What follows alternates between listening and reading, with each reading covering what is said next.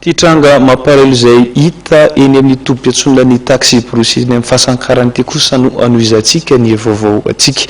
Rangahy lehibe manodidina 70 taona avy any an-tany fotsy tsy manan-kialofana no mipetraka eny amin'ny tompo-piatsonana eny amin'ny fahasankarana efa tapa-bolana izay raha ny fanazavana izay nomen'ireo mpitatitra sy olona eny an-toerana. Jerentsika ary izay sary mampalahelo izay. Efa ho tapa-bolana izany hoe talohan'ny fankalazana ny fetin'ny fahaleovantena ny faha-enina amby roapolo jiona lasa teo no tonga teny amin'ny fahasankarana rangahy lehibe iray manodidina 70 taona eo.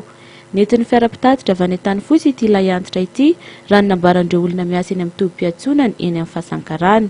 Marina moa fa manana hasembanana ara-tongotra ity lehilahy ity. Hatramin'izao anefa dia tsy misy havana naka ity farany ka nijanona eny an-toerana. Ireo olona mianatra eny amin'ny manodidina no manome sakafo azy.